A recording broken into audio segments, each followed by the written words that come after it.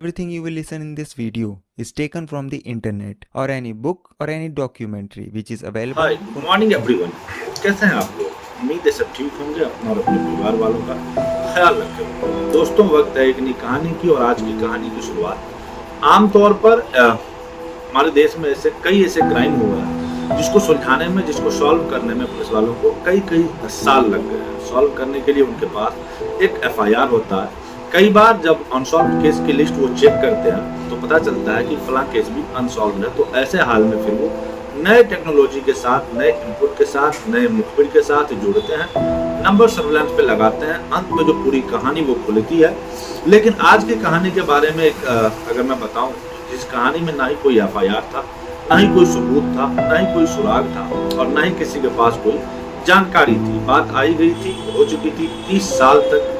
ऐसे ही बात को एक तरह से कह सकते हैं कि बात छुपी रही थी। एक शख्स गायब रहा। अंत में एक 9 साल के बच्चे को कुछ ऐसी चीज याद आती है कि वह वहीं से ये पूरी कहानी एक सुलझ करके सामने आती है और उसके बाद फिर कातिल तक पुलिस की हाथ पहुंचती है। हालांकि अभी भी कातिल पकड़ा नहीं गया, शायद थोड़ा सा दूर है अभी पुलिस के चंगुल से।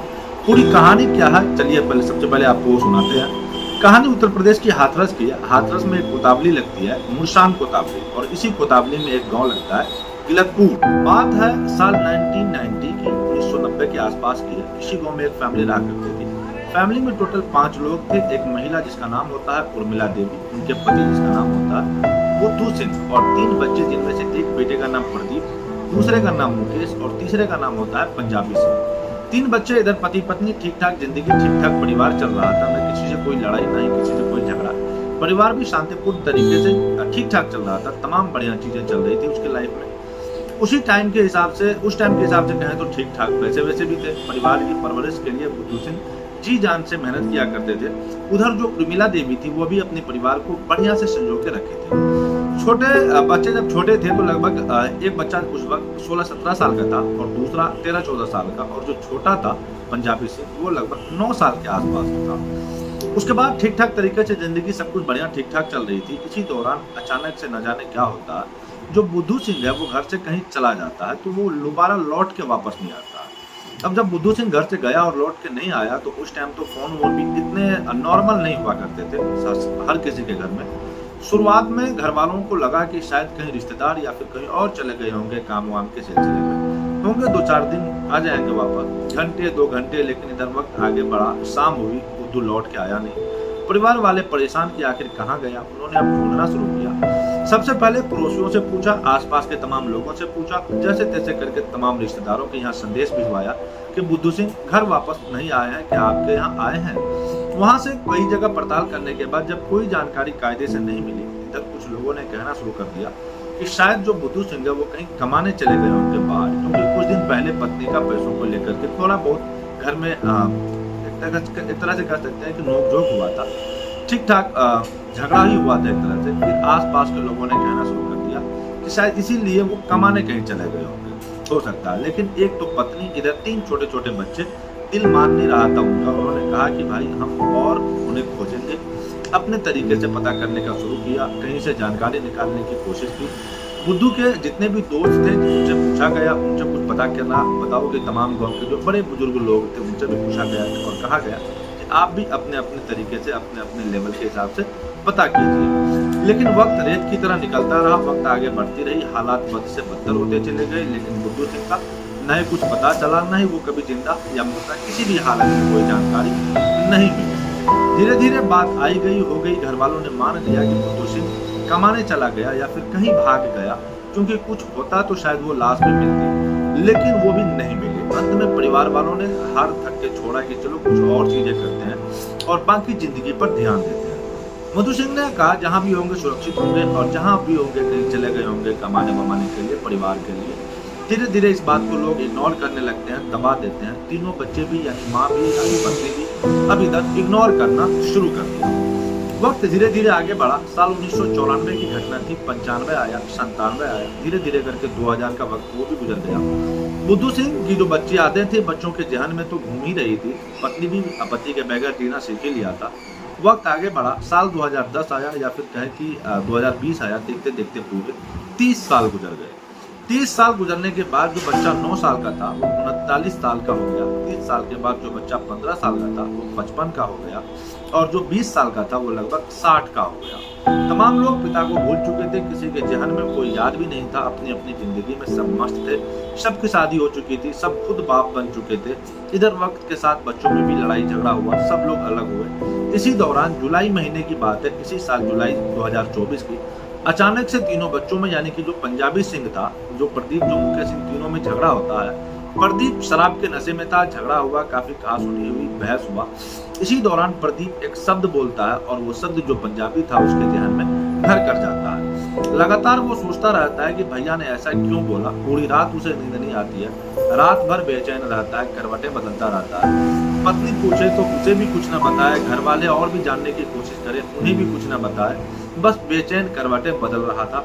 उन्हें न भूख लग रही थी, न प्यास लग रही थी, उन्हें ऐसा लग रहा था जैसे उसे कुछ याद आ रहा है।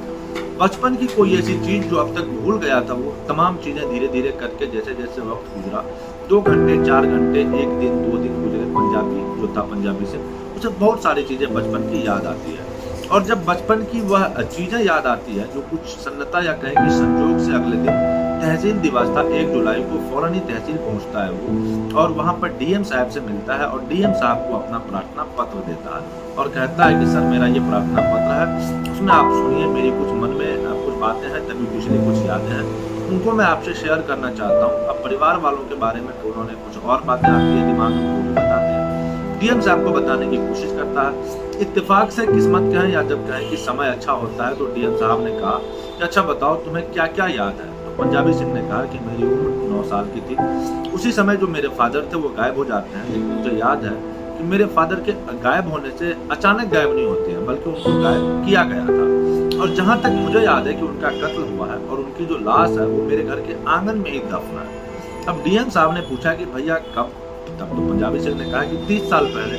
अब उन्होंने कहा कि अच्छा, इस बात को बताने का कोई मतलब जो आज बता रहे हो? तब पंजाबी ने कहा कि मेरा जो भाई है प्रदीप, उन्होंने शराब के नशे में कहा कि तुमको भी वहीं भेज दूंगा जहां पापा को भेजा है। तो जब यह लाइन उन्होंने बोली तो फिर मैंने सोचना शुरू किया और जब सोचना शुरू किया तो मुझे याद आया कि हाँ, मेरे फादर को भी शायद मार दिया गया हो। मैंने फिर अपना दिमाग पे जोर लगाया, तब मुझे याद आया कि मार दिया गया। अब डीएम साहब ने कहा कि यह क्या बात है। खैर उन्होंने कहा कि अच्छा, लाश दबने तक पंजाबी सिंह ने बताया कि मेरे घर के आंगन में। डीएम साहब ने थाने को आदेश दिया, पहले पता करो इस बात में कितनी सच्चाई है। यदि सच्चाई निकली इस पंजाबी सिंह की बातों में या इनकी मानसिक हालत तो कहीं गड़बड़ नहीं है।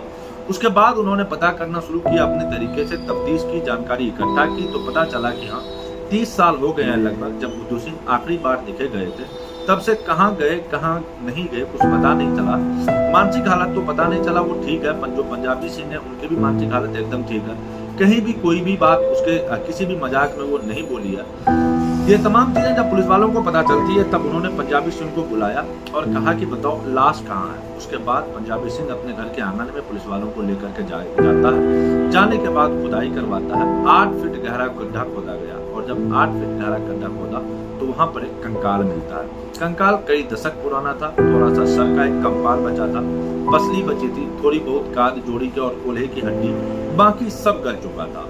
अब यह कंकाल जैसे पुलिस वाले को हाथ लगा, फौरन बात में भाई के मुंह से निकल गई थी। गांव में खबर फैल गई, गांव में दहशत का माहौल हो गया कि घर से कंकाल निकला है। तो पूरी फिर कहानी क्या थी? तो पुलिस वाले अभी तक जांच पड़ताल कर रहे हैं, लेकिन अभी तक जो कहानी निकल करके सामने आई है वो कहानी ऐसी थी। एक साल 1990 और 92 के आसपास की बात है। 90-92 के आसपास इस परिवार की जो माली हालत थी अचानक से गड़बड़ हो जाती है। परिवार में कोई कमाने वाला नहीं होता है और अचानक से बेरोजगारी आती है, खर्चे बढ़ते हैं। चूंकि बच्चे भी बड़े हो रहे थे, कोई 13 साल का था, कोई 12 का, तो कोई 6-7 साल का। इसी दौरान इस परिवार की मदद करने के लिए एक शख्स आगे आता है जो गांव का बहुत अमीर इंसान था, जिसका नाम था राजवीर।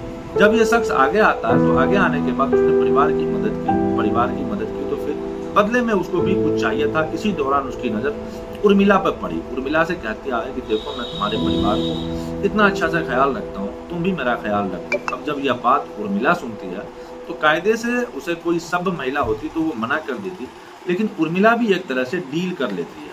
अब उर्मिला और राजवीर के बीच रिलेशन हो जाता है और इस बारे में प्रदीप को भी पता चल जाता है, मुकेश को भी पता चल जाता है। लेकिन दोनों पैसे के आगे इस कदर अंधे हो चुके थे कि उन्होंने अपनी माँ को न ही रोक सका, न ही राजवीर को रोक सका, और खुद अपनी माँ की मदद करने लगा कि तुम बात करो, तुम उससे मिलो जुलो। यहाँ तक कि मिलने आए तो खुद व्यवस्था भी करते थे। जो फादर थे इनके बुद्धू सिंह, वो ना देख ले इस तरह की वो अपना छुप छुपाया का काम भी कर दिया करता था। बुद्धू सिंह को भनक लग गई बुद्धू सिंह को, और इस बात बारे में उन्होंने विरोध किया। अब जब विरोध किया तो फिर माँ और बच्चे की नजर में विलन बन गए। आलम यह हुआ कि माँ और बच्चों ने प्लान किया कि इसको मार दिया जाए, लेकिन मारे तो कैसे मारे। उन्होंने साजिश रची। साल 1994 के आसपास प्रदीप, मुकेश, उर्मिला, राजवीर, पंजाबी, बुद्धू एक बार मिलते हैं। एक दूसरे से मिलने के बाद इसी बात को लेकर के बहस होती है।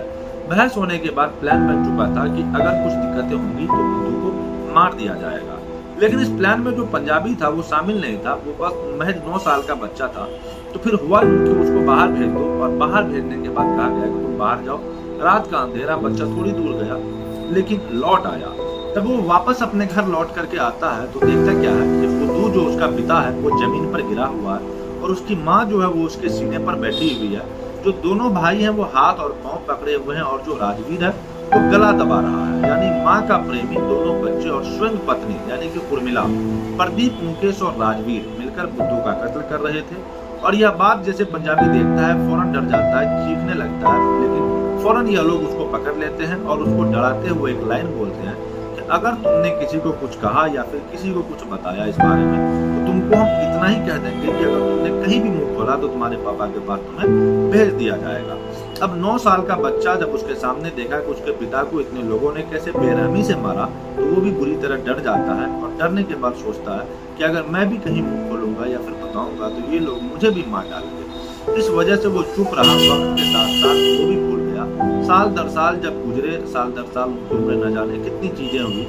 30 साल इधर तो का जो फासला रहा, न जाने कितनी जिंदगी में अहम पहलू आए, चीजें बदलती रहती है, सब चीज इधर से उधर हो गया। लेकिन प्रदीप उस दिन शराब के नशे में कहा कि अगर ज्यादा इधर उधर करोगे तो तुमको भी वहीं भेज दूंगा जहां पिताजी को भेजे हैं। तब उसे याद हुआ कि आखिर उस दिन हुआ क्या था।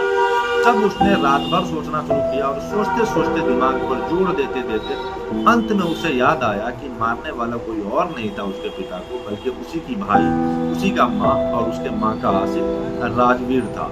और ये चीजें जब निकल करके सामने आई इसी अप्रैल के महीने में, तो लोग, जितने भी लोग इस कहानी के बारे में सुने, वो सोचने पे मजबूर हो गए कि आखिर एक परिवार, एक माँ, एक पत्नी कह सकते हैं, पत्नी और एक बेटे और पत्नी का आशिक, आखिर कोई भी इंसान इस तरह का कदम कैसे उठा सकता है।